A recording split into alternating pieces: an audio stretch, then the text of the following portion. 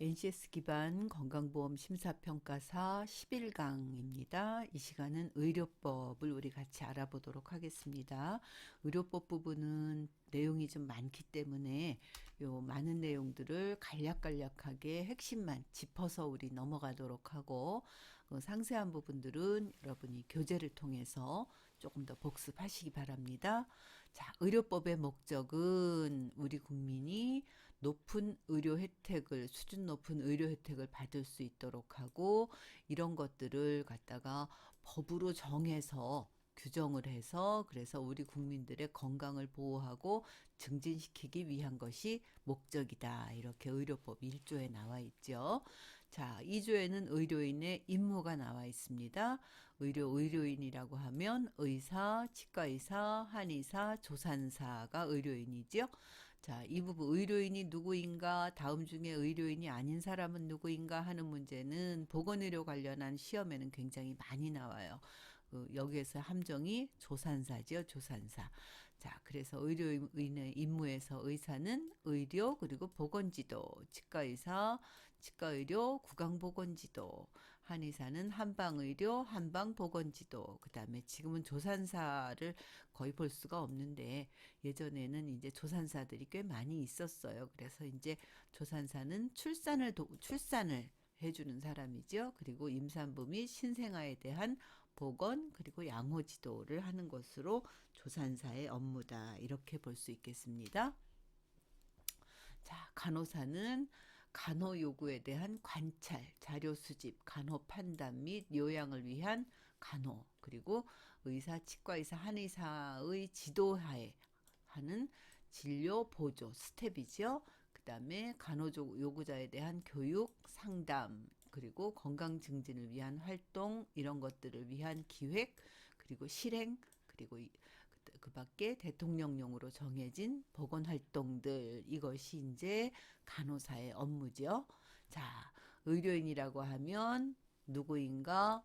의사, 치과의사, 한의사, 간호사, 조산사까지가 의료인의 범위에 해당됩니다.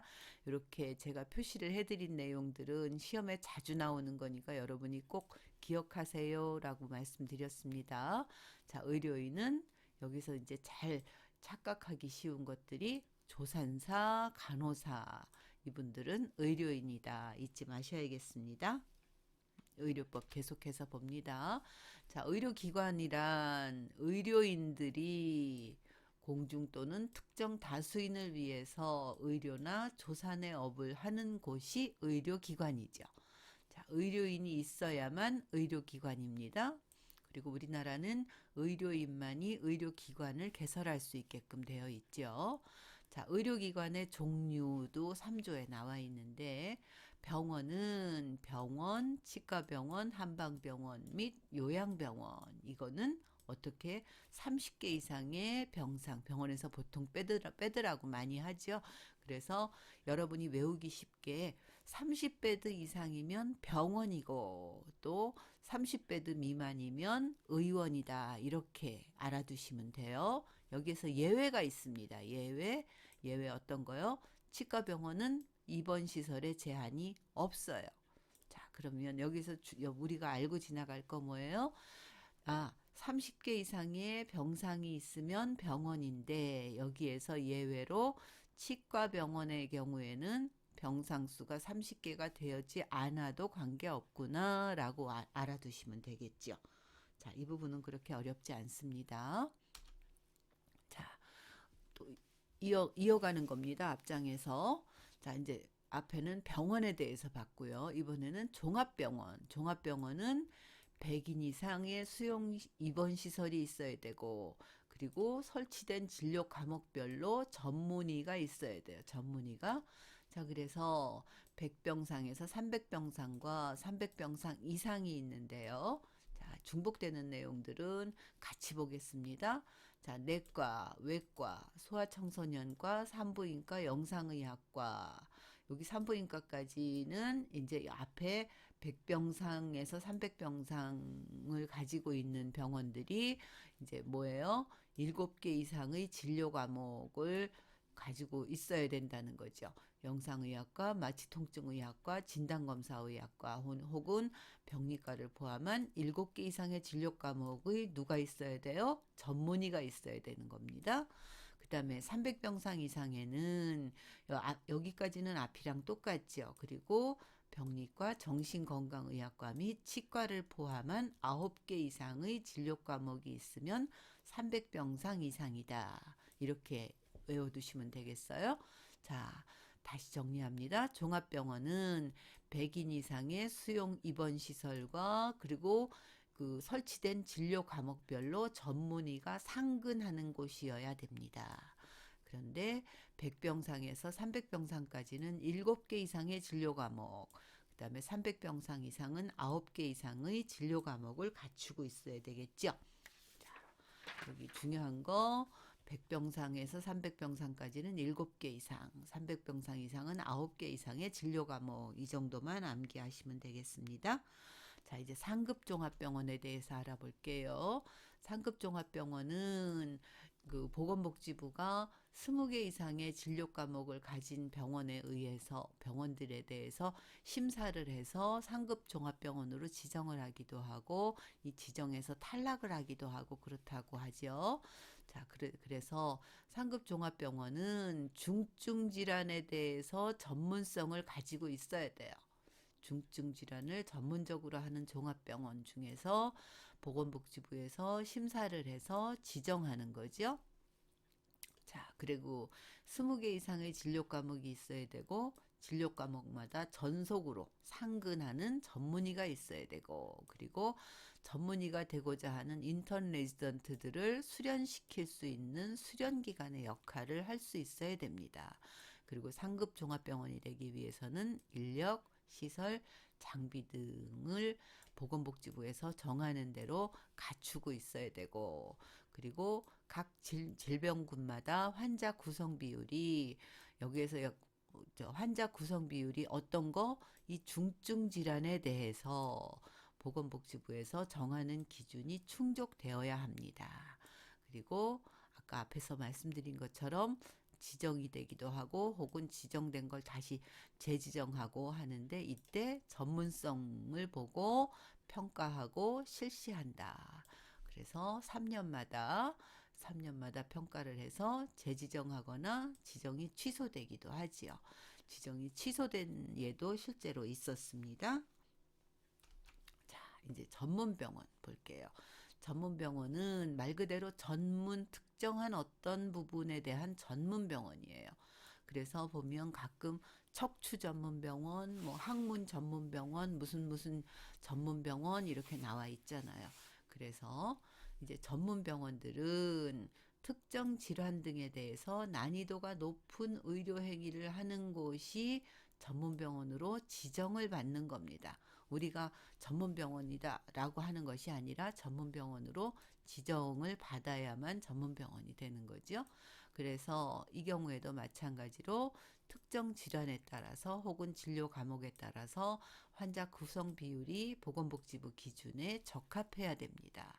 그리고 이제 정해진 진료 과목과 진료 과목에 따라서 상근하는 전문의가 있어야 되죠. 이것도 역시 평가를 해서 지정이 되거나 지정이 취소되거나 이렇게 움직여집니다. 자, 이제는 의료기관의 명칭에 대해서 우리 같이 알아보도록 하겠습니다. 자, 의료기관의 명칭 이 부분은 조금 중요하니까 여러분 알아두세요. 우선 우리나라는 의료기관이 아니면 의료기관의 명칭이나 이와 비슷한 명칭을 사용하지 못하도록 되어 있습니다. 그래서 가끔 보면 무슨 메디칼 뭐 이런 식으로만 되어 있는 곳들이 실제로 의료기관이 아닌데 의료기관인 것처럼 하면서 환자들을 받는 이런 데들도 가끔 볼 수가 있어요. 그래서 의료기관이 아니면 의료기관과 비슷한 명칭을 환자로 하여금 오도할 수 있는 이런 명칭을 사용하면 위법한 행위죠.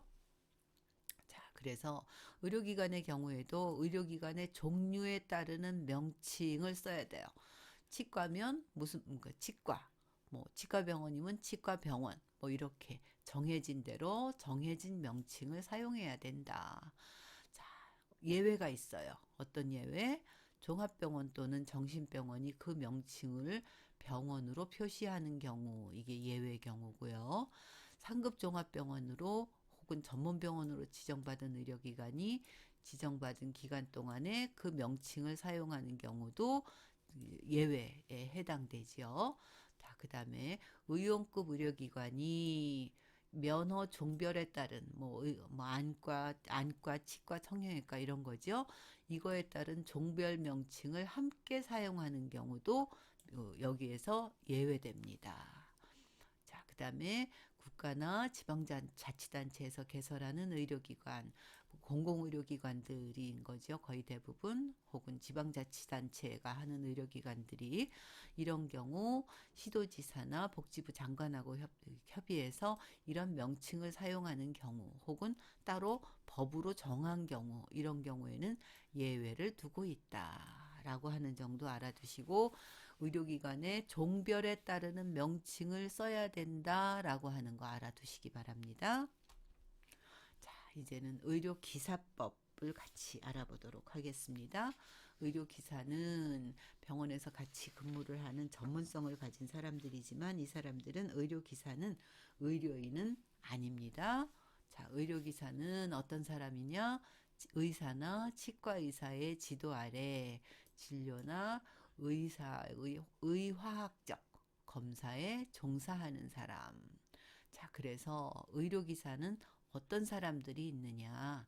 임상병리사, 방사선사, 물리치료사, 작업치료사, 치과기공사와 치위생사, 치과위생사, 보통 치위생사라고 하죠. 자, 이런 사람들이 의료기사입니다. 그래서 의료기사는 몇 종? 6종입니다. 의료인과 의료기사를 여러분이 구분하실 수 있어야 되겠습니다. 자, 그리고 의료기사는 아닌데 자격이나 면허는 의료기사법의 적용을 받는 사람들이 있어요. 어떤 사람들이에요? 보건의료정보관리사나 안경사가 그렇죠. 자, 다시 정리합니다. 의료기사는 임상병리사, 방사선사, 물리치료사, 작업치료사, 치기공사, 치위생사 이 사람들이 의료기사고 보건의료정보관리사 예전에는 의무기록사라고 불렀었죠. 보건의료정보관리사와 안경사는 이들이 가지고 있는 자격이나 면허는 의료기사법에 따라서 적용을 받지만 이 사람들은 의료기사는 아닌. 그럼 다음 중 의료기사에 해당되지 않는 사람은 이런 문제가 나올 수 있겠죠. 의료기사에 해당되지 않는 사람, 보건의료정보관리사나 안경사가 되겠죠. 자, 어렵지 않습니다. 자, 이제 감염법 예방법에 대해서 우리 알아보도록 할게요. 감염법 예방법에 대해서 별도의 이제 법령이 마련되어 있습니다. 자, 이 목적이 뭐예요? 감염병의 발생 그리고 유행을 방지하기 위해서죠. 그리고 감염병 예방 및 관리를 위해서 어떤 사항이 필요한지를 법으로 규정해 놓기 위해서 이것의 목적이 뭡니까? 최종적으로는 국민이 건강한 생활을 할 수 있게끔 하기 위해서 감염병 예방법이라고 하는 것이 필요한 것이지요. 자, 그럼 감염병의 종류에는 어떤 것들이 있을까요? 자, 이 감염병의 종류는 여러분이 좀 알아두시기 바랍니다. 감염병은 1급 감염병, 제2급 감염병, 3급, 4급 이렇게 나누고요. 그다음에 기생충 감염병, 그다음에 세계보건기구에서 감시 대상으로 나와 있는 감염병, 그다음에 생물테러 감염병, 성매개 감염병, 그다음에 인수공통 감염병, 그리고 의료 관련 감염병 뭐 이렇게 나눌 수 있는데요. 자, 1급, 2급, 3급 이런 것들은 실제로 감염병을 여러분이 조금 그냥 키워드로 검색하시면 돼요. 1급 감염병에는 어떤 것들이 있고 2급 감염병에는 어떤 것들이 있고 이렇게 좀 검색해서 알아보시기 바래요. 자, 이번 시간에는 이 감염병들에 대해서 1급, 2급, 3급, 4급까지만 우리 같이 알아보도록 하겠습니다. 자, 감염병의 종류 앞장에서 이어지는 겁니다. 자, 1급 감염병이 뭐냐라고 하는 거 시험에 자주 나와요. 자, 1급 감염병은 17개 종이 있고 어떤 병들이 1급 감염병입니까? 생물 테러 감염병이나 치명률이 높은 감염병이죠. 감염병은 1, 2, 3, 4급 중에서 위로 올라갈수록 위험한 거예요. 그쵸? 자, 그래서 1급 감염병이다 하면은 더 위험하고 2급, 3급, 4급 이렇게 내려간다. 자, 그래서 1급 감염병은 집단 발생의 우려가 아주 커서 발생 즉시 신고해야 되고, 그 다음에 음압병실, 요즘 뉴스 같은 것들을 통해서 음압격리 여러분 많이 들으셨죠? 자, 내부 공기가 외부로 나가지 않게끔 하는 이런 격리, 음압 그 공기의 흐름을 차단하는 이러한 시설을 말하죠. 이런 높은 수준의 격리가 필요한 감염병이 1급 감염병입니다. 자, 2급 감염병의 경우에는 전파되는 가능성을 고려해서 이것이 유행될 때 24시간 이내에 그러니까 1급 감염병은 신고를 어떻게 해야 돼요? 즉시 신고. 2급 감염병은 24시간 이내에 신고. 그리고 이거는 음압 격리를 하지는 않지만 격리가 필요한 감염병입니다. 자, 3급 감염병은 26개 종이 있는데 이 3급 감염병은 발생을 감시할 필요성이 느껴지는 정도. 그래서 이제 발생이 되었거나 이것이 유행할 때에 24시간 이내에 신고되어야 되는 감염병이 3급 감염병이 되겠죠. 자, 그 다음에 이제 마지막으로 4급 감염병은 1급 감염병부터 제3급 감염병까지의 감염병 외에 유행 여부를 조사하기 위해서 표본 감시 활동이 필요한 감염병들을 제4급 감염병으로 구분하고 있습니다. 자, 감염병의 종류 중에서 우리가 1급 감염병에 대해서는 치명률이 높은 감염병이다. 걸리면 죽을 확률이 굉장히 크다. 그렇기 때문에 이것은 발생한 즉시 신고가 해야 되고, 그리고 1급 감염병 환자들은 음압병실, 음압격리가 가능한 병실에서 시설에서 이런 그 격리를 하는 치료를 요하는 이런 감염병을 1급 감염병이라고 한다라고 하는 정도 여러분이 알아두시면 좋겠습니다. 자, 이번 시간은 여기까지 하고 마무리하도록 하겠습니다.